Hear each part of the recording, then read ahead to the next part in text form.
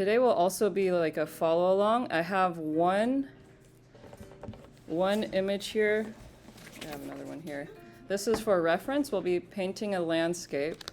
And since some of the most popular requests for class were composition and color, those are the things we're going to cover today with this one image. This is a photograph with a lot of detail, and it is a stock photo, so you'll see it has information about the stock if you want to buy it, the photograph. I just thought this was a nice one to start with. And I have my sample of what we're going to be doing here today. So one of the biggest things I know I was talking about last time is limiting things. So limiting the tones, which is the darks and the lights. We're also going to practice limiting the color. So here I'm only using 3 colors. This is kind of a limited palette. And using these 3 colors to create this image here. That looks a little bit washed out. Let me make an adjustment. Hopefully that's better. And see if we can readjust that focus there. Okay, so by limiting these factors, we can simplify the image and figure out where the focal point is and where the emphasis is, because as beginners, a very common mistake is to put too much of everything. It's maybe too light and where it should be overall dark, or too dark where it's overall light, or you have many colors going on. So having this limit creates a focus, essentially. And it also helps simplify the painting process, because we only have so much time to make a painting, and it would take forever to paint all of the details that we see. So with this, we're also learning how to edit and to be efficient. So here you'll see I have a graphite drawing. This is a tonal study. And this is also a tonal study in that it's in one color, but we're using watercolor. So consider this a sketch where we're establishing the tones.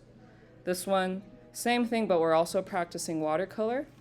And then here, we're establishing our color palette and exploring how the colors look when they're mixed. The only thing I didn't mix here was how it looks when all 3 are combined. But here it gives you a sense of between the 3 of these 6 different, I would say, 6 different colors we can create. And then how we're going to layer those and use those to create a colored version of these tonal pieces we have here. And we're working very small on this paper because it's faster and it's an efficient way to make some studies. So for your tools, you've got, same as last week, this piece of an index card to trace these frames. And then I also gave you a roll of washi tape so you can create your own wheel just by tracing this. The one part you will have to draw is this triangle, but you can trace this part. So to get started, we're going to trace these frames on here. Does anyone have any questions before we get started with this part? Okay.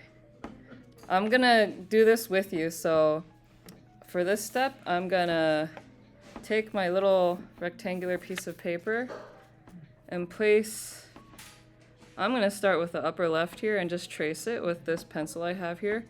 What you have here is a woodless graphite pencil.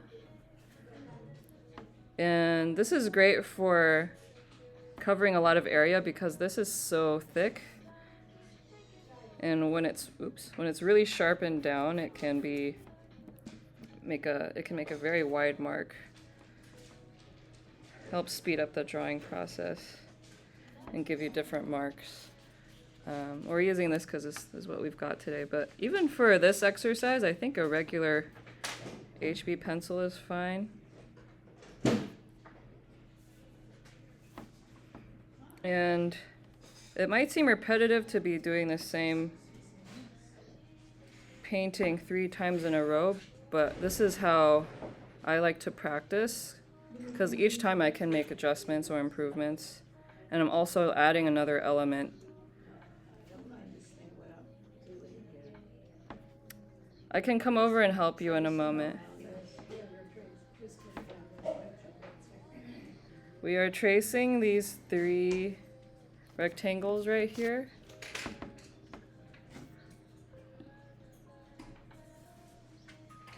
Hold on, I think if I pull this down, this might actually help with the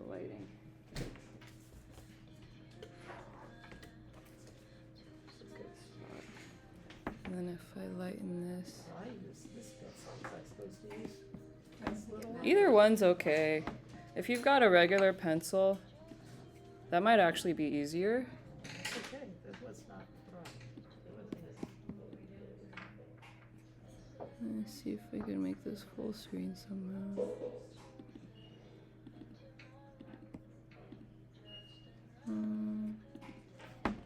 Well, after you finish those, you can go ahead and trace a circle down here, just somewhere in this section.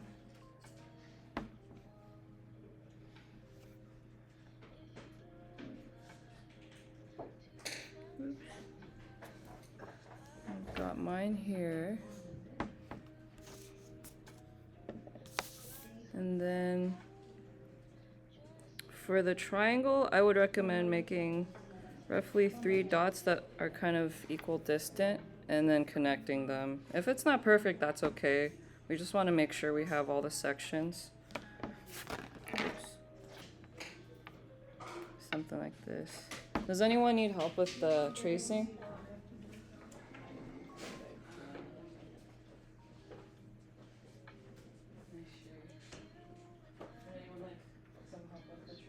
She has some vision problems. Is it hard to see? I'm really upset. I don't think I can do it. But she has done wonderful painting. See, I'm not. I can help you trace this part, and then you can just focus on the thinking aspect if you want. I don't know. I can't barely see that. Yeah, is this difficult to see? Sorry. Lord, thank you, dear. I'm so blind. I don't think I am gonna be able to do it. Well, I'm glad you at least gave it a try, because now you know what you can see and what you can't see. You know, you could just fool around with the watercolors. Yeah, you could splash around with it. Yeah. I know. See, like, you can just explore this palette and try making different swatches on here if you like. Yeah. See how it looks. Or you can also watch. But you're welcome to try anything that you like. Thank you, dear. Yeah. Appreciate your kindness. You're welcome. I did it last week. Okay, well, I'll get there. And we'll continue on here. You can imagine. Welcome to Stay and Watch. Okay, so I'm gonna go ahead and finish this part. If you haven't done this yet, make sure you connect these dots here, and then also divide these sections up as well. So I put a dot in the middle of this triangle and then divided these sections. Okay. Is it the after lunch Yeah. nap time? Okay. So what we're gonna start with is this drawing here. We can do this as our tonal study. And part of the reason why we're doing this with the graphite as a drawing is because it's much more quick than painting as a way to establish values. And it will also help us determine how we're gonna paint this as our next step. So to sketch this, I'm just gonna walk you through my thinking as I do this myself, but you can also go ahead and do it without me, or you can go ahead.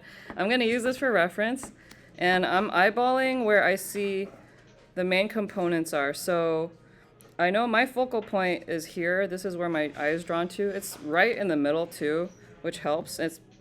I think it's the area with the most contrast in the image, and it looks like it's in about the middle of the whole picture. If I were to draw a grid divided evenly, this is right in the center. So when I make the sketch for this, I'm gonna make sure this is roughly in the center, top of this hill. And then I'm gonna draw in the slope that I see here. And let's see if we can do this quickly in about just 5 minutes. There's one large component. Here's another large component I see here. I'm gonna block that out. Another hill that goes maybe a quarter way up the page, and I see a gentle slope going down this way. And then the background, this also seems to be divided into fourths if I were to divide it this way. 1, 2, 3, 4. I'm gonna outline the top of this next darkest part. You have a few layers of mountains here.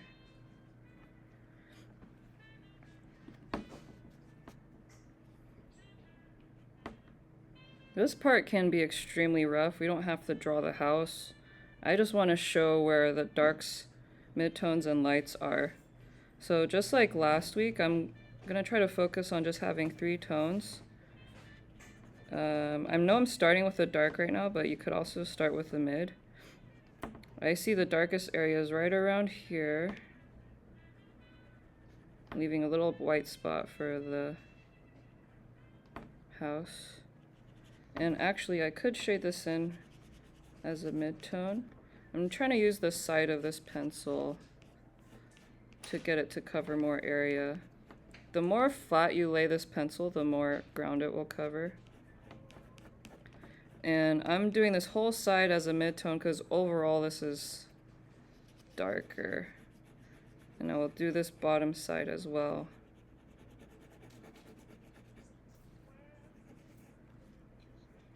With this mid-tone, I'm applying kind of a gentle pressure. Not nearly as much as I did with the darker part.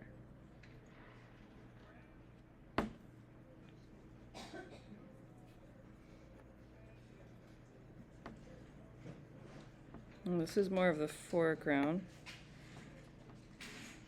And then back here is also a mid-tone. There's atmospheric perspective here, which means the further away things are, the lighter they become. So I want to make sure what's far in the distance is actually not black at all.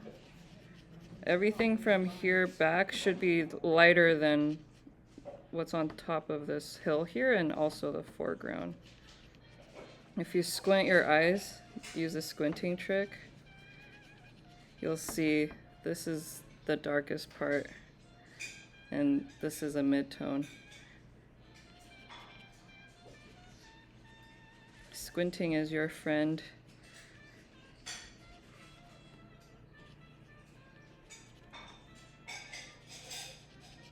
This is just extremely light back here.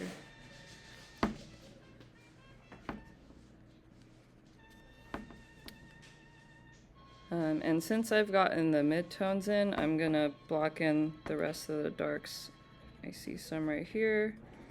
I'm pushing very hard to make this almost like a solid graphite. There is some texture on here, so there are gonna be some gaps.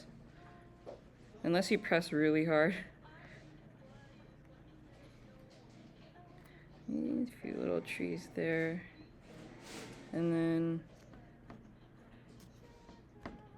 I can add a few lines here for the rows of, this looks like a vineyard.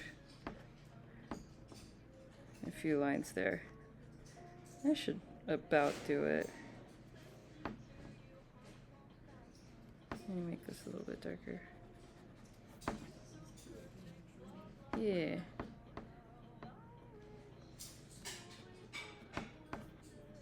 So you might notice I'm kind of doing this in layers. I probably should have started with a mid-tone instead of this part, but overall I did mid-tones first and then added the darks on top.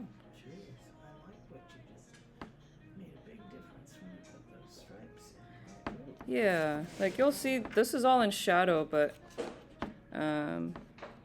the darkest parts of this are, I would say, closer to black.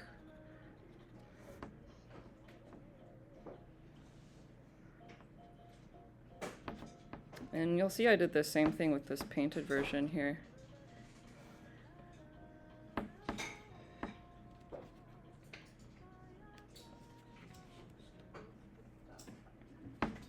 Let me know if I'm moving too quickly with this part. Does anyone have any questions or would like any help?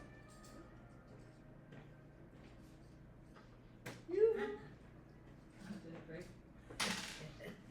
My hand is heavy. Oh, you definitely did a great job making it super dark. Maybe this one will be easier for you to use. And holding it close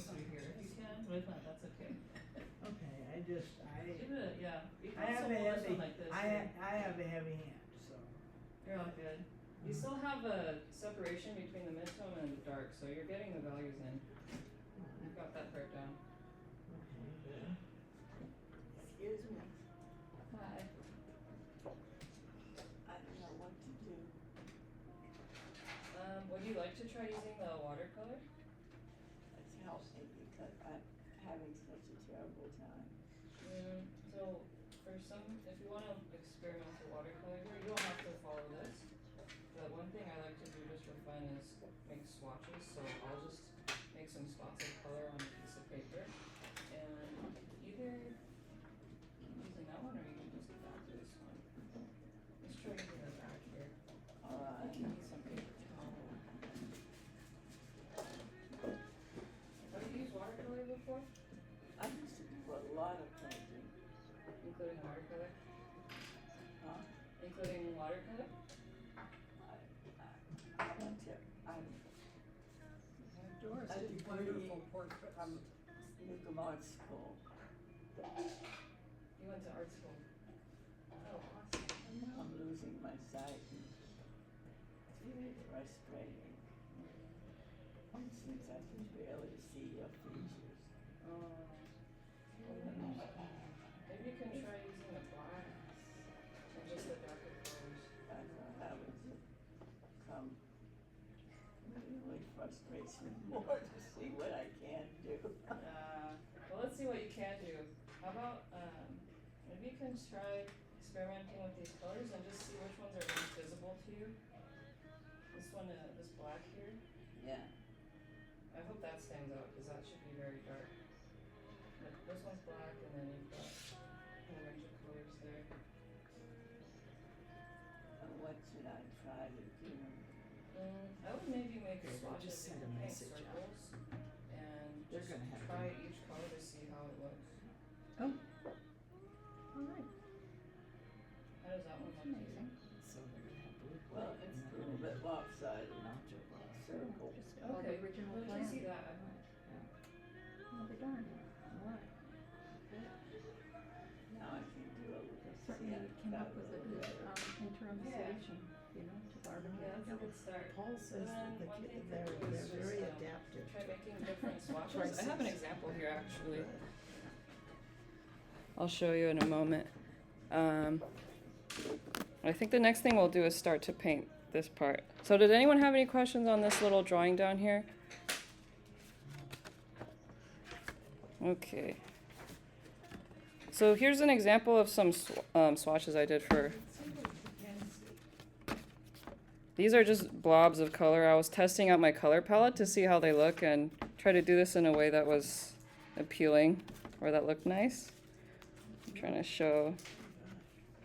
This is just an exercise I did at home when I got a new palette. Oh, that's really pretty. Oh, that's Thank you. beautiful.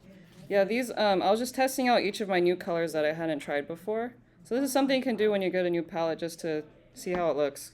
Because sometimes you don't know until you try it, or often you don't. Okay, so I just realized I don't have any of the painting supplies. But we can start to pick out the colors, and I can tell you which ones I use for this. So we have this blue here, which is actually more of a, it's like a very green blue. I had used this one for this blue here, and I used it for this tonal study as well. The second one in, next to, Yeah, this one right here. next to, It's next to the green, Yeah. closer on the Yours side was with the, black. but that's okay. it's on the side with the white, I think. Yeah. That's pretty. More water. Be right back. It's nice. So did she just paint this? I don't know.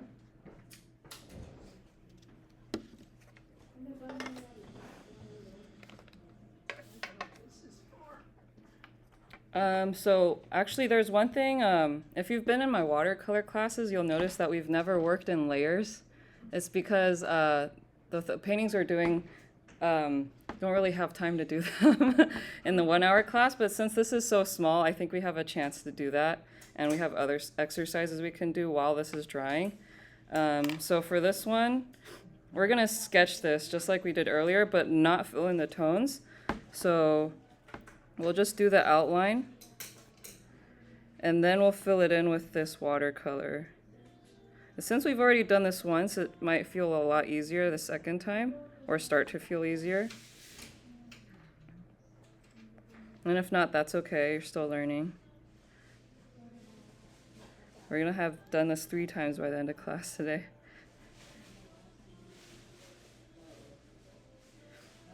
And an outline, or one thing I suggest is outlining where the different values are. So I'm gonna actually block out where I have darks here,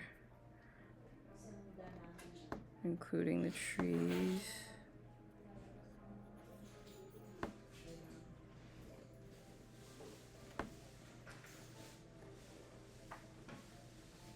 Blocking out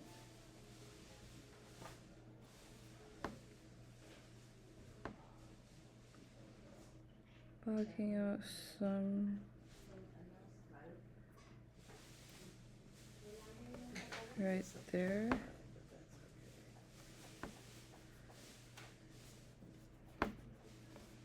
You might have noticed compared to the photo, I've simplified what's in the very far distance quite a bit. I'm not including a lot of the detail in there.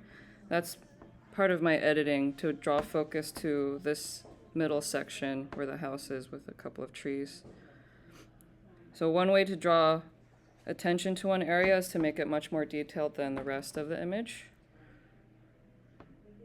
and flatten out the rest. So I kind of flattened out this part when I did the monochrome study.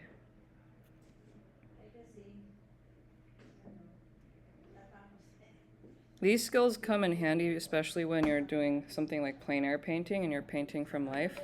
There's so much detail when you're looking with your own eyes, and you'll have to edit on the spot to finish the painting. So when you're making paintings plein air, or even from here, you want to look at and see, what do I want to communicate from this image? What do I want the reader, or not the reader, the viewer, to read first or see first? And then how am I going to compose the whole image so that that is that center point and it communicates what I want? There's a lot you can communicate through color, through light, through shadow, shapes.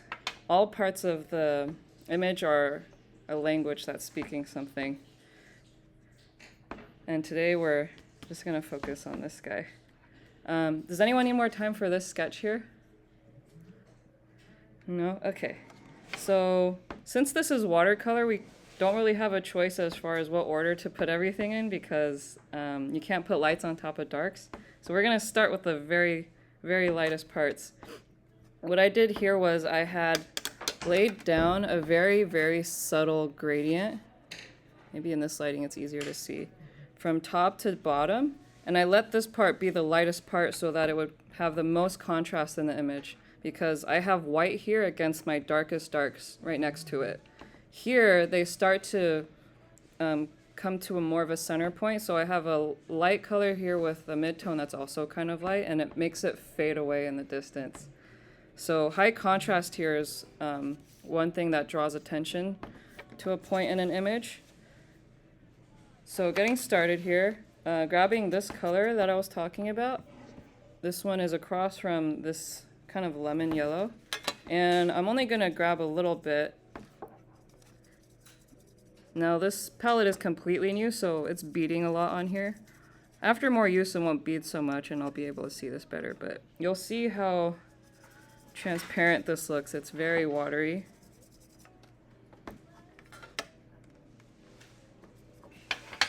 Okay, now it should be about that light when I lay it down. Pretty sure that, wait, that's what I used, right? It looks a little bit different. No, that's right, okay. I'm laying this down, and then as I pull it downwards, I'm gonna add water to dilute it. So I put down one layer of that color. Now as I pull it down, I'm dipping my water or my brush into this water, rinsing it a little bit, and then while it's touching, I'm dragging it down like this. And you'll see a very gradual gradient here forming. I think my water's a bit dirty from old paint, so it's got other color in it. That's okay. This is our first layer, which needs a little bit of time to dry. So while that is drying, we're gonna create this color wheel down here. And to do that, we're gonna pick up the same color, but use less water and make it a lot darker. And fill it in here. Just make sure it doesn't touch the line so that there's a white gap. I'll pause after this point because I think I've been moving kind of quickly. I touched the lines, oh well. That's okay. As long as it dries, actually, that's okay. It's just to prevent it from blending with the color next to it. We're gonna do these one at a time, pretty spaced out, so they probably won't blend.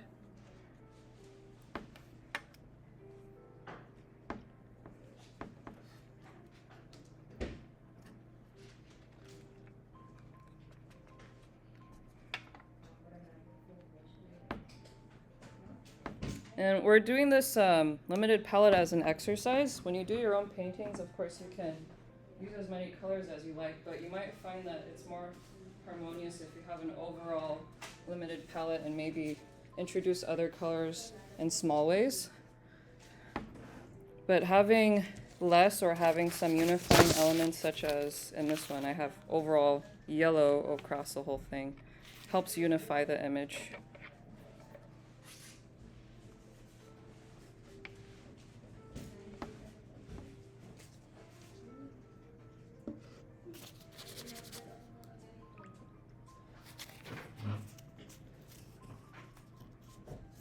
Any questions so far? No? Okay. Since mine actually needs a bit more time to dry here, I'm gonna start blending in the other colors here. So let me think. Actually, I should point out which other colors we're using. So the pinkish magenta color that you see is right here next to the gray. I'm gonna make a very concentrated Oh my gosh, I used section red. of that. I didn't use that. Oh, That's okay. Actually, you could try, I used the red. if you decide to use the red too, you can try using that instead of this magenta and see how it affects the color of the I just painting. used the primary colors, that's all. Red, yellow, and blue. Oh well. Primary will work as well because this is close enough on the wheel. When you're talking about, have you heard of CMYK printing? It stands for cyan, yellow, magenta, and black. K is black. And those are not primary colors, but with those 4 colors, you can essentially mix any color. Oh, I thought you could do that with red, yellow, blue. Yeah, not quite, because with the red, you'll end up with a warmer purple or warmer everything. And this is, I think, more, what's the word for it? You have more range with this one, because the red leans more warm overall. Oh, so that for the yellow, I'm using this one. It's the 3rd one over. Oh, I did use that one, yeah. And I'm using that just because in the original photo I used, it looks like this one. In this printout, everything actually looks very orange, and that's my printer's fault. Uh-oh. These hairs are falling out of this brush. So if you ever have hairs falling out of a brush, that is not good, because then the hairs fall up, end up in your painting. I have 2 of the same tone.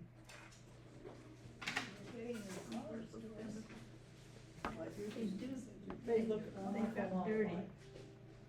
Mine's gotten dirty, but they're very similar.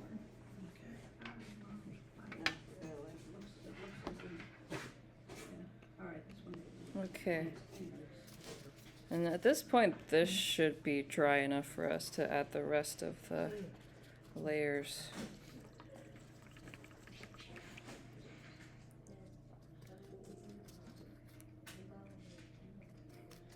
Does anyone else still have, is this part still wet for anybody? A little damp. A little damp? Need a hairdryer. Yeah.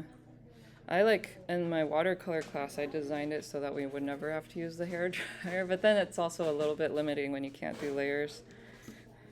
And you have 20 people lined up for a haircut.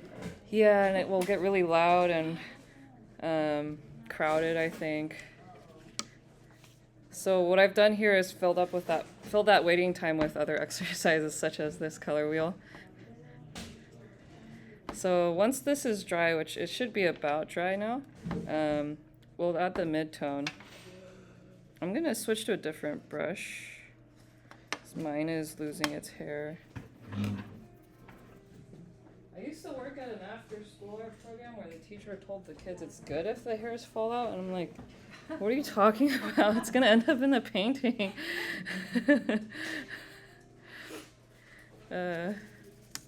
Okay, so I'm grabbing this blue color that we used earlier, It was and the fourth one in? this was actually second one from this dark green, Oh, not this one. It's over here. no, the one that's the dark green, okay. It's very close to the white. Yeah, and then this part you might actually want to practice testing out maybe on the side to make sure it's a mid-tone and not too dark or too light. Make a little swatch there. That looks like a mid-tone to me. It's not as dark as what I even have here. And if it's too watery, mine's puddling a little bit. I'm gonna remove some just by wiping it on here a little. So then which one should? Okay, now that's less watery. And maybe that's hard to see from there, but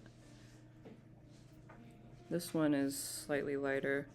So using your own drawing down here for reference for the darkness versus lightness, let's block in the midtones, and sometimes I just cover the darkest parts with the midtone first and then add the dark on top, because it gives me a better sense of overall where my tones are. So doing midtones first, and I had outlined where I want my darks and my midtones. I'm just gonna fill this in all the way. Oh, I forgot to outline the shadow here. You can look at both your drawing for reference as well as the photo. Or just skip looking at the drawing entirely, because now that you've made it, you'll have a sense in your mind I hope you can't see mine. how this is gonna lay out here. Can you see color pretty well?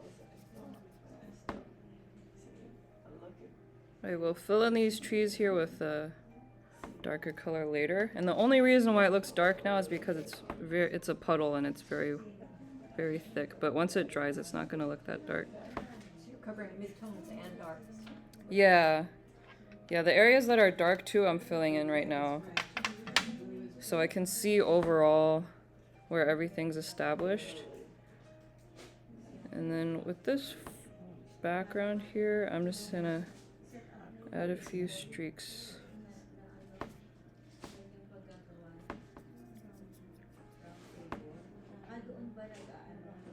I'm simplifying what I see in the photo and kind of making this whole area overall a midtone, omitting some of the lighter areas, but if I were to group it, that's how I would group it.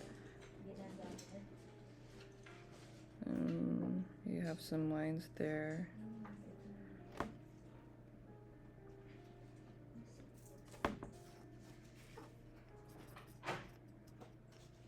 And then I know at the very top it's very faint.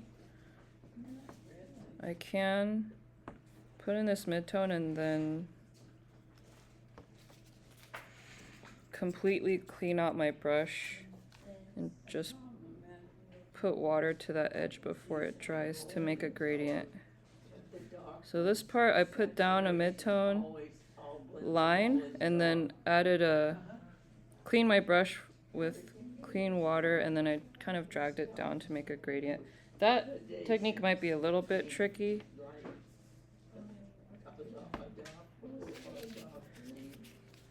Look the same. And it's okay if you can't get it. The main thing is that it's just very faint.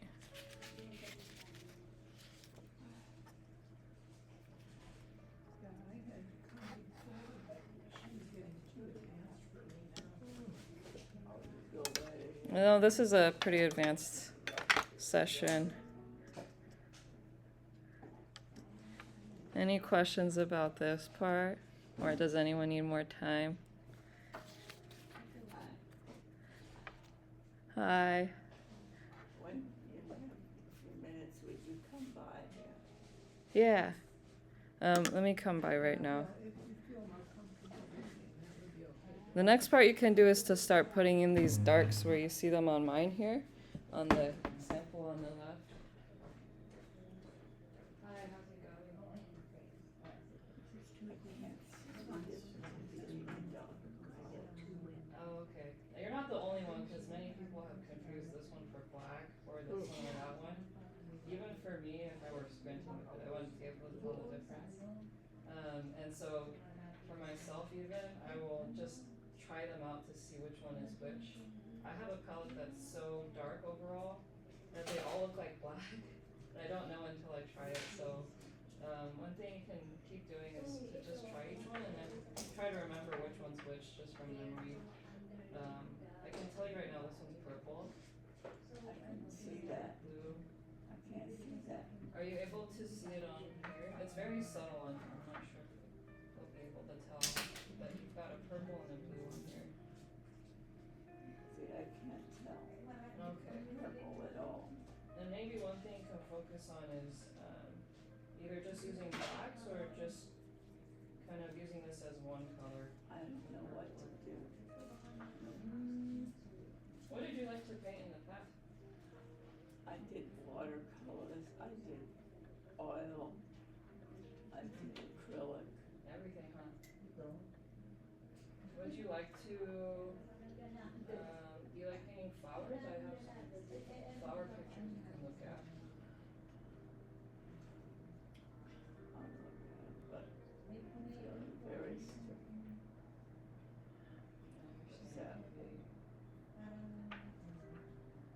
Well, I can give you some reference images you can try out. And I would suggest focusing on using just these dark colors, and not worry about which one's which, as long as you can see them, like this black here. I think the black is great because it has a lot of contrast. Makes it easy to see. This is my big binder of pictures.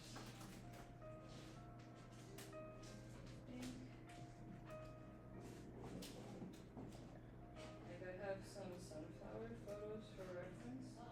This one might be easier because the center is so dark and then the petals are a lot lighter.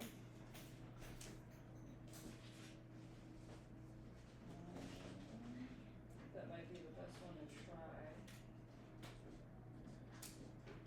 It's a little bit like detailed. Yeah. Maybe you can try that one. I think you'll see, can't barely see them. Oh, yeah? It's kind of blurry. Okay. Well, maybe you could make the center, Let's see. from memory, but you could do the rest of the petals.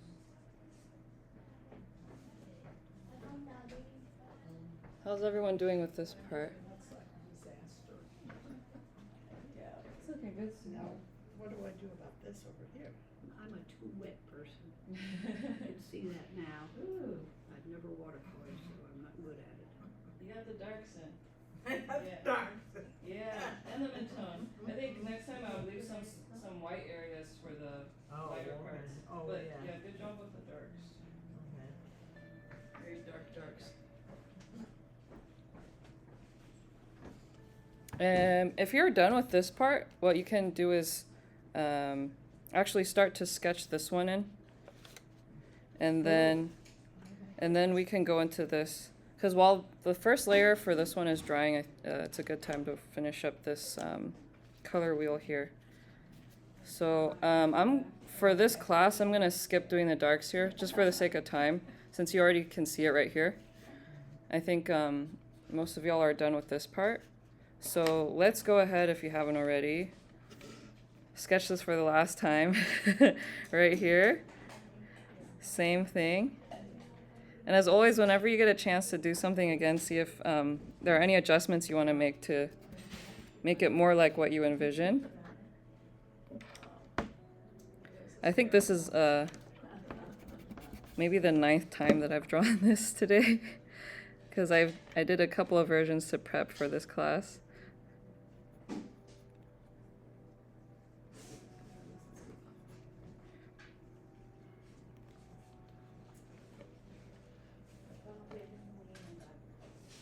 I've done some paintings where I redid the sketch or the color comp, which is like the color sketch, at least 9 times before I got to something that I was satisfied with. So don't be afraid to do things over and over again if you're not satisfied the first time.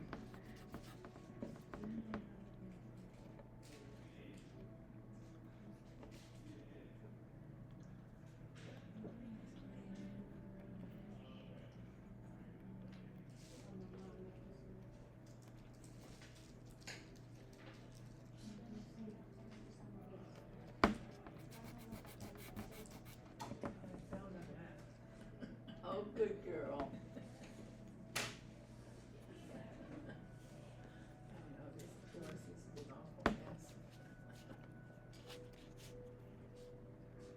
Block out this part. Okay. We're gonna be working with layers for this one as well.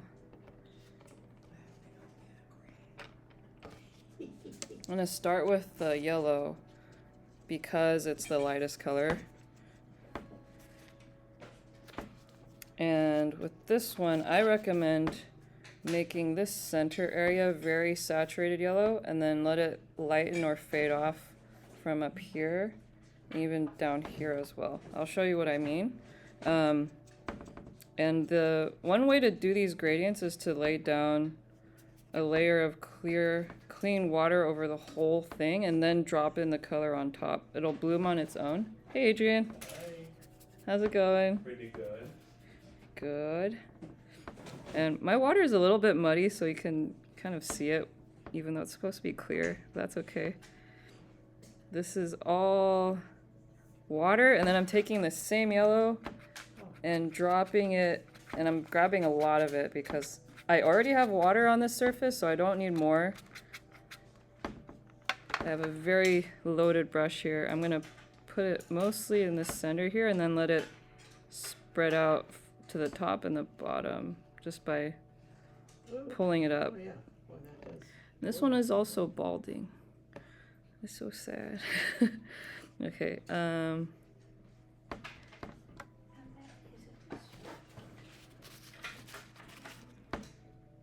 gonna keep adding water, clean water to my brush and cleaning it a bit to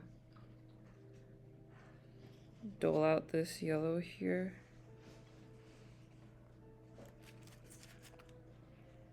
Yeah. I hate it when this happens. Oh, there's your pink. Hurts. This is what happens. Okay. I did grab a new brush, but it's, I guess that one is also losing its hair too. Really high quality brushes will not do that. Unless they get really, really, really old, then they might fall out. But that also shouldn't happen if you take good care of your brushes. If you don't, then the hairs might fall out as well. So this center area is much more saturated than the edges, top and bottom edges. Oops. And now that whole surface is wet, so it's going to take a few minutes to dry. In the meantime, we'll make this color wheel here. This is also an opportunity to practice blending colors. I'll make sure everyone's done with this yellow layer first before I move on to this bottom part.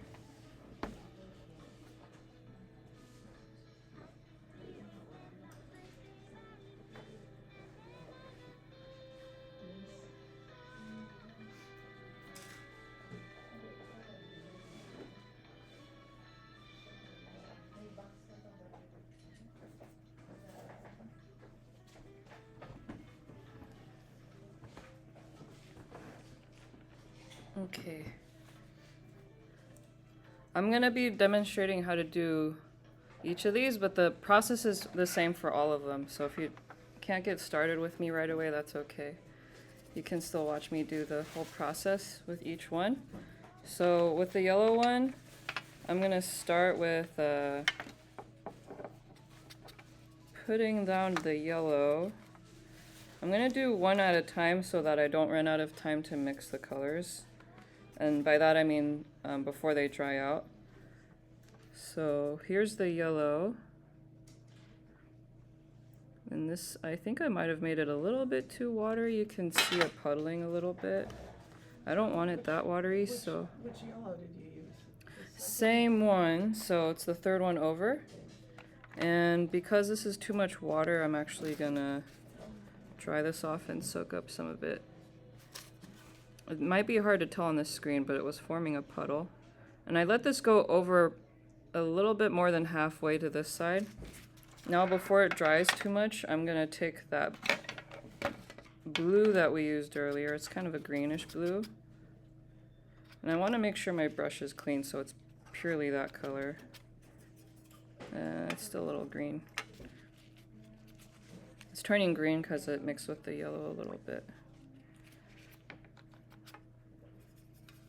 Okay, I have this blue here. I'm gonna start on the opposite end so that it doesn't blend with the yellow prematurely.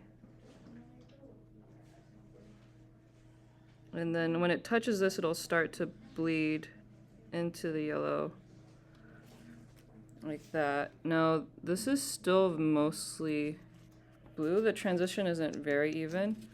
So what I'm gonna do is clean my brush, maybe dry it out a little bit, and then guide it and blend it like this with the clean brush. That way I don't blend too much of the color in. It's what I'm doing is using a clean and slightly drier brush so that there isn't too much water. Doing it this way might be a little bit tricky because there's a lot of water control required. But that is one technique. There is another way I can show you. So I might take back what I said about doing the same process for each one. I can show you two ways to do this blending here.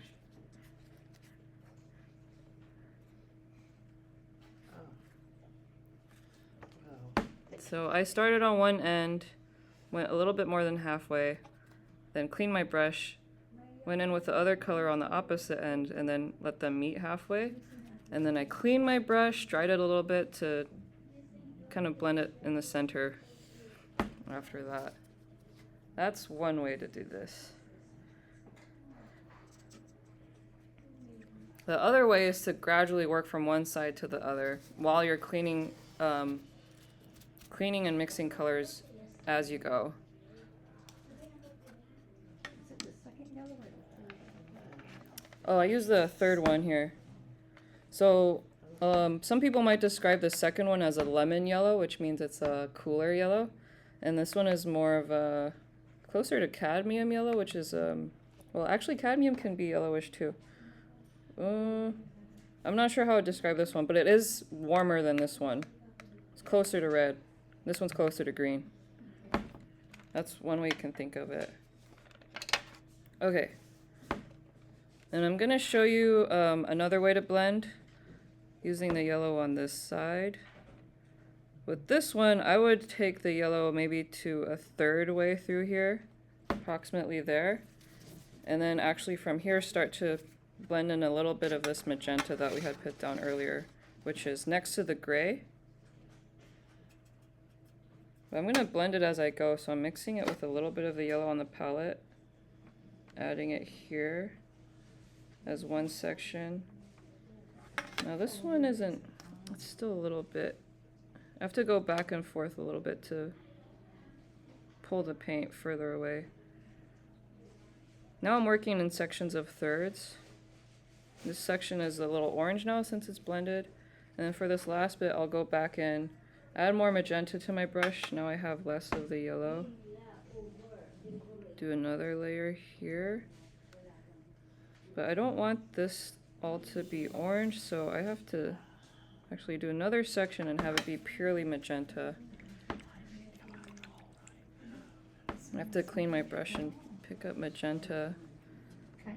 put it on this end here.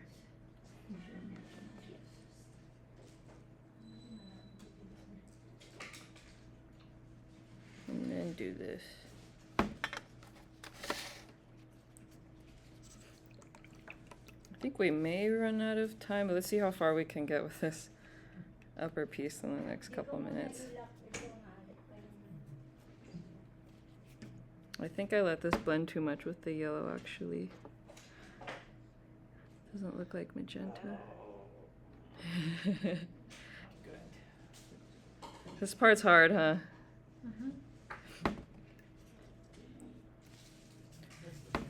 Blending, getting gradients the way that you want to with watercolor is pretty tricky because of the water control.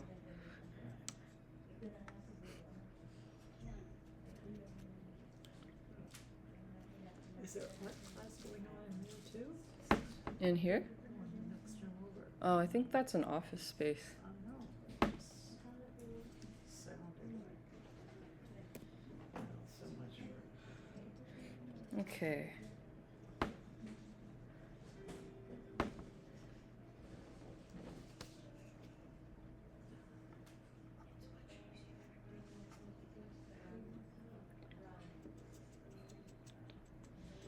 Well, I can practice this a lot at home, I think. Mm-hmm. Yeah, this is something you can practice for sure. I used to practice just like inside of rectangles or squares, painting gradients, transitioning from one color to another over and over again, and constantly figuring out how to adjust the amount of water. That bit by itself takes practice. Okay, so with this color version on our upper right, the next layer I'm going to put in is the magenta. I'm also going to make this very light, starting with the first layer. You'll notice in the photo, this part is quite purplish magenta. I'll just put that down as a layer right here. And these layers are going to start to give you different colors. I think for the sake of simplifying this image, I'm only going to pull this down to maybe right around there for that part. And this is a very, very light magenta. Used a lot of water. There's one there, and there's a hill here I forgot to sketch in. I'll use this as a separating agent from hill to hill.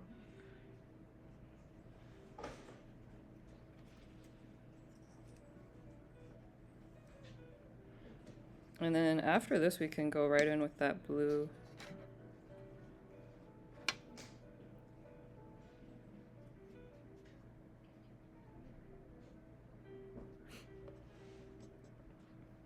I would start with the midtones for the blue, and on this one I started to blend the colors while it was still wet. It has a little bit of a blurry edge.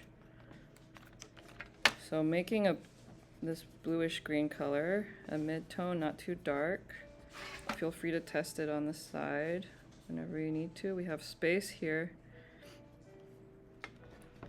I'm looking at the photo, and I know what I'm going to do because I already tested it on here too.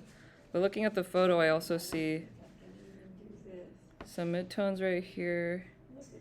here, and maybe here. But I can block in Get your colors. that midtone just like we did earlier with the monochrome.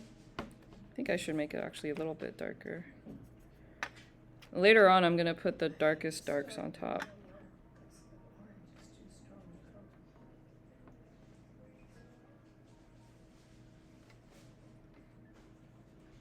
I can't see the solid colors well enough to blend them. Leaving a little bit of a gap here for that front of that house. And then this is the roof. I know I made this really tiny. It's frustrating. Oh, it's horribly frustrating. Did you get some help with that reading? Carla? Yes. I'm glad you were here to try to see what you could do. At least I know you can see the blacks and the darker colors all right.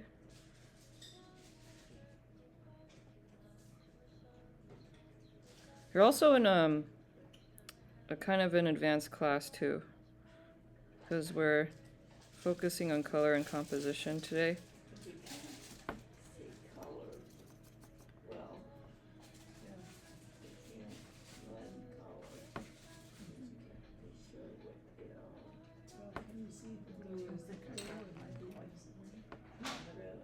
I'm at a place where I can put in the darker dark, so I'm just gonna start But on what you did, making can you see the blue?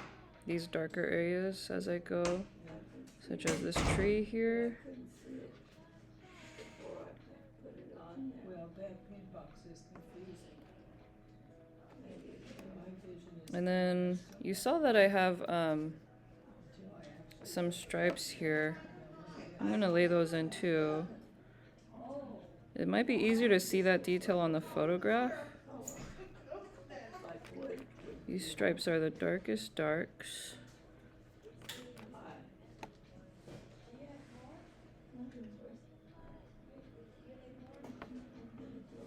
Stripes going this way.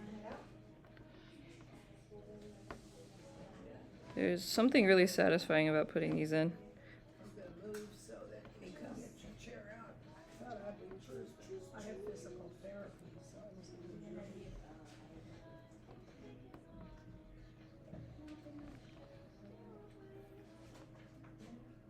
Where's the physical therapy from here?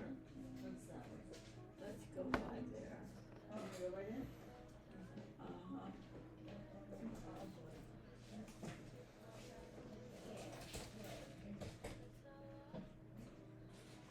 You stayed here for a good long time. What here? You stayed here for a good long time. You wanna take it? Or you want to No. take it? No.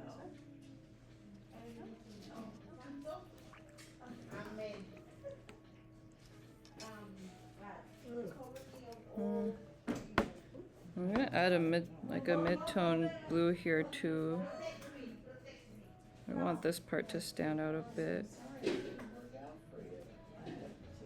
The rest can fade into the background for me. Eh. There's the blue layer. Oh, yeah. Let me bring it. Oh, and then one thing I'd add is extend these shadows over here with the mid-tone. So from these darker lines that I painted, I'm extending them with the mid-tone so that it's the lighting looks even. Okay.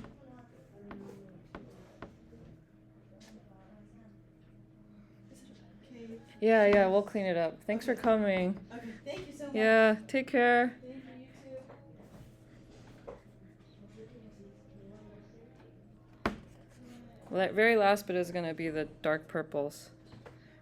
If you have time to stay, I just realized it's 2:01 right now. We can finish this bit up, but if you can't, I understand.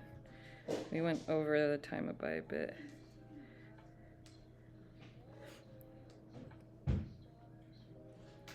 I'm going to put in purples. I'm using purple or the magenta for this roof.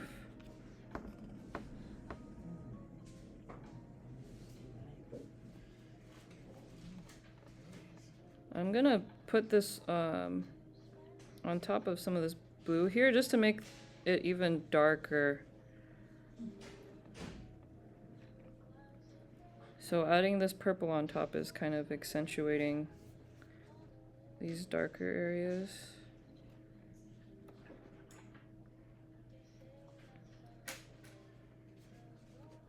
There are some parts where I did put a lighter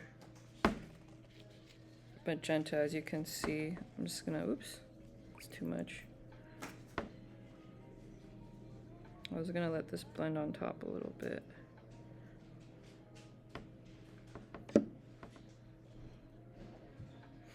I might need to let this dry a bit. And if you need drying time, you can take that time to finish the rest of this color wheel.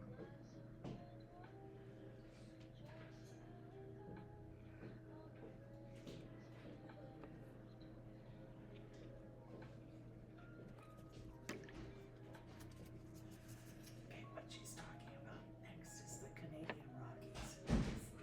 What, that photographer, What time? it's right now from 2 to 3. Oh, it's on. Right, In the GRA. yeah. She's, when I look at those pictures, this. While I'm waiting for paint to dry, I'm gonna finish off this right here, the color wheel. I'm gonna go back to the way I did it the first time. I think that was easier for me. Using the same colors we've been using.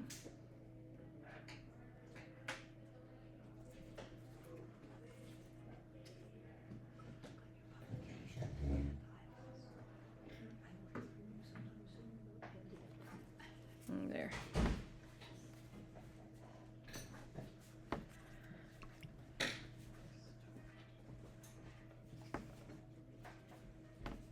My painting on the upper right looks really dark right now, but it's gonna lighten up as it dries.